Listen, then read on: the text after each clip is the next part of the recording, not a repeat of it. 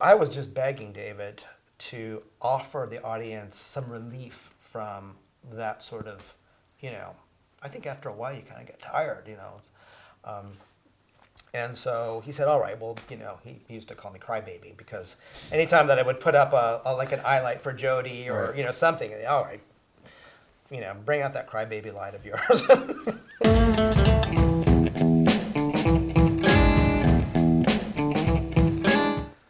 Welcome back to Craft Truck Through the Lens. We have with us today one of the best cinematographers working in the business today, a man who not only descends from greatness but upholds it himself, Conrad W. Hull. Thank you very much. Oh, you're welcome. Your movies look gorgeous. Thank you. All of them. Some DPs sort of like really pride themselves, or it's not even the pride themselves, every picture's got to look completely different. Like this one doesn't look anything like that one, doesn't look anything like this one. And then there are other phenomenal photographers, some of which are the best in the business, where it's not that they all have their unique character, but they have a consistency. There's a consistency. Would it be fair to put you in that category where there's a consistency to what Conrad Hull Jr. does? I would say no. Okay. And part of it is because I am cognizant, the very thing that you're talking about Yeah. is something that I'm very cognizant about, and so was my dad. Uh-huh. And I have grown up with guys, that I so admire and love, and they found a set of tools and a look that was just so in keeping with their sensibility artistically that I believe that they tried their best to apply it when applicable to all of their movies or many of their movies. Like I look at Roger Deakins. Yes. And Roger Deakins, despite the fact that he is to me The Susan Lucci of our the greatest cinematographer, currently going today, would you agree with me that many of his films have a 100%. kind of consistent look. Yeah. Deakins-esque look? I actually was thinking of him Right. when I mentioned, So the first thing that I think we ought to talk about is, there's nothing great about, having a style in which you're trying to sort of reinvent the look all the time, like my dad did. Right. And there's nothing bad about, just making the most beautiful, naturalistic, pretentious and, spectacular images like Roger Deakins does. Right. But I go into this like this one was, my dad always taught me, cinematography services the story. This film that I just finished, Olympus Has Fallen, normally what I do is when I prep a movie is I have a tremendous amount of resources, whether it be pictures or stills or magazines or paintings or whatever it is that I do to sort of absorb myself and what I believe the look ought to be, and then I give copies of that to the director. I wallpaper my office with it so that everybody that walks in understands what the picture is going to look like. And I gave them lots and lots of stills and frames from Black Hawk Down because that was kind of like our sort of sensibility about the grittiness and. That's interesting. You picked Black Hawk Down. Yeah, and Antoine and I kind of were on the same page about that because he said, I really want this to feel, like you're inside the battle. Antoine has a very sort of classic style. So I've seen some, like Tears of the Sun, was very sort of epic, lots of crane work and, really cool stuff. But this was a complete departure from that. We knew that this was going to be a heavily visual effect movie. Despite the fact that we had a lot of resources and we built this full-scale model of the White House, in a field in Shreveport, Louisiana, still Louisiana. Right. There is no Washington D.C. around this field and stuff. So every shot, had some layering of visual effect. And then we built an entire rooftop that was supposed to be about 3/4 scale. It ended up probably being about half scale. Because there's a huge battle sequence on top of the rooftop at night. It's a pretty awesome looking movie, and it really cooks as an action picture. Great. Well, it's a killer concept. It is. I mean, it's one of those things that we had a couple of White House Secret Service, ex-Secret Service people that acted as our experts and people that we could use for resources and things. And they said, to be honest with you, this is like one of the most important movies that we could imagine being made right now because it is so clear to many of us that have been involved in, Homeland Security that this is so possible. Oh, really? Oh no, they need to realize that this is a possibility, and even though I imagine you can imagine that this is the one private residence in America that's probably more guarded than anything else. They are still susceptible to, to terrorism, and these guys said this is just a huge wake-up call for the U.S. government and stuff, and they couldn't wait for this to get out.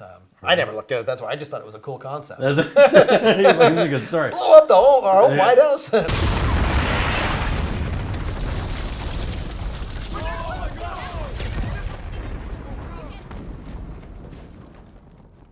This is where I really went out of my way to make it kind of gritty and ugly and a kind of more panic roomy kind of look, which is anything but pretty.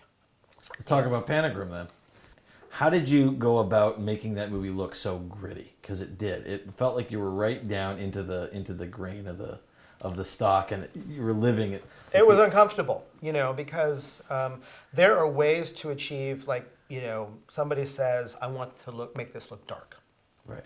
So what does that mean? Does it mean that the faces are dark? Does Right. it mean that the room is dark, but Right. the faces are lit? Right. There's so many different ways to determine dark, but David said, I want this to feel unlit. Okay, different than being dark. I want this to feel like, how when you go into a house and your eyes get adjusted to the darkness, that there's that sort of ambient murk that you can see, but you can't really see clearly.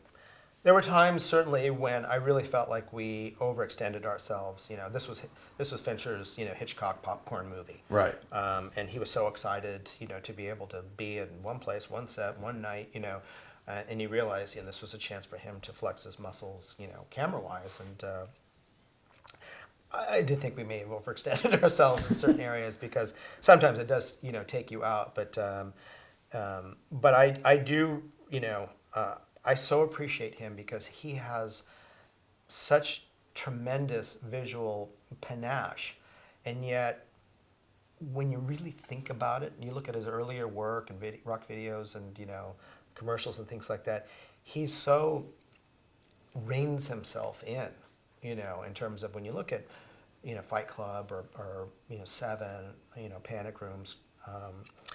Those movies are very, I think, for Fincher, are very subdued and even Seven and absolutely, absolutely.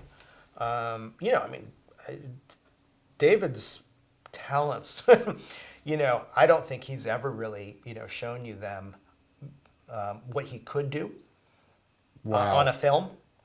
Not even close. Just another question. Not that we want to live on the David Fincher tales for too long, but on that topic, the idea of doing, I've heard some actors say 60, 70 takes of certain things.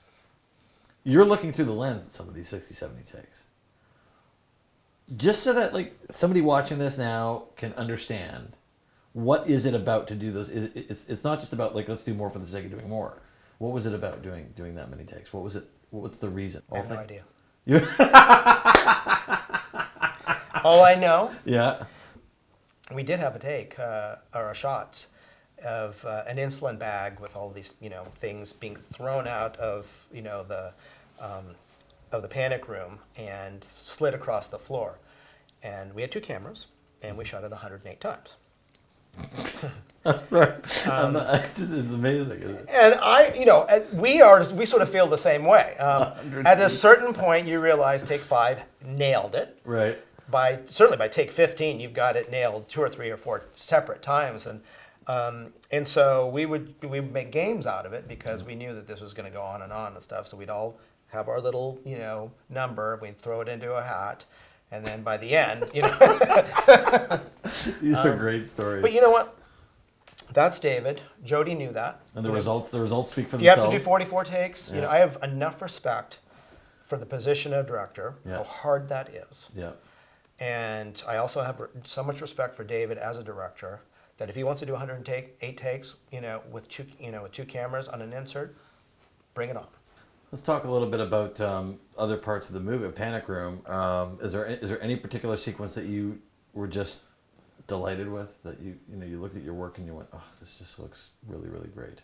I loved when the boys finally decided that they were going to turn on that safety light, that sort of work light, because to get those shadows in there, and it's one thing to be able to construct in your mind a look that you feel is truthful and organic and right. It's another thing for an audience to spend 145 minutes in that murk, in Right. that sort of subdued, depressed kind of non-contrasty lighting. When we brought in the that yellow sort of work light and we began to sort of elongate the shadows, and there was some really interesting both compositional and contrasting visuals out of that I really loved, and I just think the audience needed a break. Yeah. Visually. Visually, I think that they just needed to be able to get into a new space and be able to offer, to themselves, to say to themselves, "Oh my gosh, this is cool. This is different."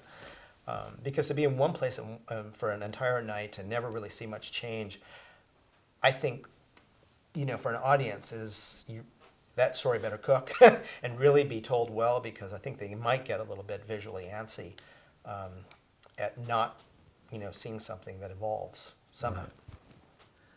Well, it's a great picture, and for me, it's when I think at the end Forrest Whitaker's finally nailed or whatever, and he's outside. At that point, I get a sense of relief. I'm not sure how much of it is because of the story's the bad guy's finally caught, but Right. also because it looked different. Right. It had like that exterior. No, and that relief was great too, with all the wind and things. And then the interesting thing about that was, after we had all sort of seen the picture put together, well, everybody wanted Forrest to get away. Everybody wanted Forrest to get away because He's so he sympathetic. was kind of the sympathetic one, Yeah. and it's like, listen, why should we penalize him? And I remember David saying, unfortunately, bad things happen to good people, and it ain't changing. Because the studio and everybody really wanted it, for him to be able to. So they actually were they asking for a reshoot of the ending? Yep. And it was. Yep. I remember saying, him saying, bad things happen to good people. That's just the way it is. That's just the way it is. The movie you make a few years later, which I hadn't seen, and I watched, and I thought, man, this is a really good picture, and it's beautiful. Two for the money. Probably one of the most subdued performances from Mr. Pacino that he's given in the past 15 years, in a very good way, because he's playing sort of this older Jewish, gambling maven, Right. bookie maven. DJ Caruso really said, visually, I want this to start off big and impressive with a certain amount of gloss. And in the movie, Al gets busted at the end, and he admits that he's been gambling, and he says, "Hey, man, this is all just smoke and mirrors." And so I really thought, this is a kind of a dark story about guys that are really sort of living on the edge, and at the end kind of collapsing and falling off the edge. You mentioned dark. There's one scene, I think it's about halfway into the movie. Matthew McConaughey is in his apartment now in New York, and he walks through the apartment, and you can see everything, but you manage to make it look the same dark that my eye would think if I was in a place that was dark. How do you do that? We had built the set, and there was lots of rooms, and DJ really wanted the freedom to be able to move. And this is one of those cases where I really turned to my dad and his kind of wisdom about things. And he said, sometimes in wide shots, there's just no way in the world that I can do justice to an image, and in terms of a character. At a certain point, I have to have faith in the audience that we know who this guy is or this gal is. And I am going to light the set. I'm going to light the room as wonderfully as I possibly can, and just let the person move through the room. That's as telling as being able to try to create some sort of contrasty hard light or whatever on them. And that's the key, is that unfortunately movies have a tendency to be about big broad lights, and but my dad really, he loved the smaller units, the little what he called little fine tip pens, where he could just make a little, point of light here, a little point of light there. It's almost more units than, bathing a room, a huge room in light, because sometimes you can take 2 or 3 big lights, put them through a window, and voila, you've got something lit and it's gorgeous. I think there's some shots in Two for the Money when they're first walking through the New York sets where there is some strong sunlight coming in and some atmosphere, and it just looks beautiful. It looks absolutely beautiful. But then when it's dark, you're saying you have to scatter a bunch of little... You have to be clever and crafty because, and you also have to decide, is the person the subject of this shot, or is it the room that's the subject? Is it the mood of a guy that is really super down on himself and on his life right now, walking through this sort of moody room? And that's the first decision you have to make, and then you have to find those tools that will help you to do it. I probably used, I would say maybe 4 lights to light that big, huge, wide shot where they go through, 3 of the rooms and ends up at the desk during the day. And I probably use a dozen lights to light the unlit part. That's amazing. That's great. That is great to hear. Completely different film. Also, beautiful looking picture. Punisher. One sequence I just want to ask you about. Again, it's the character. He's been his whole family's been killed. He's out for vengeance. John Travolta's the bad guy. The sequence with the Russian. John Travolta says, "Send to the Russian," right? Which is a great line, right? And then all of a sudden, this absolutely, but it was like comical, but still looked believable. This huge giant of a person walked in. How did you block that and shoot that so that it still was believable what was going on? Because it's a mystery to me. Right. Well, for sure, you don't get that kind of feeling unless you have a really, really talented stunt coordinator. We had Gary Hyams, who's an old-time guy, really, really, he's done it all. And you really, really have to build that performance into it. You can't just sit there and wing it, and and on the other hand, you can't, do it so sort of brutal that that it seems, out of context. I mean, there was a sort of a tongue-in-cheekness about that. Jonathan Hensley and myself, we got a chance to really think about it and say, what are the opportunities here? And Jonathan did really want to play a little bit of comedy into there. So he said, when I don't need to see the guy flying through the air, what I want to do is I want to put a camera on the ground so when he lands, you see his reaction to like, oh my gosh, I have bit off way more than I can chew here. Yeah. I think we did a great job with that. Part of it was, once again, just we had to allow them to just go through the room, so I didn't do a heck of a lot of lighting there other than just kind of broadly light through the windows and some top light. It just the way you photographed it, it just looks so. It's one of my favorite. I mean, obviously, graphic novel, comic book, whatever you want to call them, films have become very popular of late, and The Punisher's been done several times. That one sequence to me is one of my favorites personally in all of the canon of comic book stuff. It was an interesting film because we really, when I went in there to interview them, I really pitched the artwork of, I think his name is Tim Broadstreet or Bradstreet or whatever, but he was one of the later illustrators of the graphic, novel and the comic strip. And so when I presented to them, I said, listen, nothing says The Punisher more than this guy's artwork. It's gritty, it's tough. And we cannot compete with Marvel's stable because this was sort of their low budget experiment. Right. Can we do an action picture for $32 million, 20 of which went to John or whatever? So I said, I believe that, going back to the original comic or this new, illustrator was the way to go.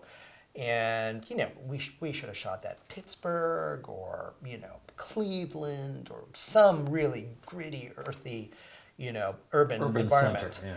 And then, Tampa, Florida rolled out the red carpet with all of these, tax incentives. And we ended up shooting it in this like gorgeous tropical environment. And I'm like, Okay. So that's interesting. So the apartment becomes more important than where Rebecca Romaine is living next door with the two, Right. with Ben Foster and Yeah. who knew Ben Foster was going to be the unbelievable, Anyway, We so- did when we worked with them. Oh, you did. You could Yeah, tell. yeah, you can tell. Just curious, since you were talking about it, what do you think is the biggest lesson you learned from your father from working over the years? Gosh. There's so many, and the only two lessons he physically ever, told me, verbally was, number one, when you make a mistake, always admit it. Right off the bat. You're going to make mistakes, and we all have. And the other one was never marry an actress. Conrad Hall, thank you for joining us. That was awesome.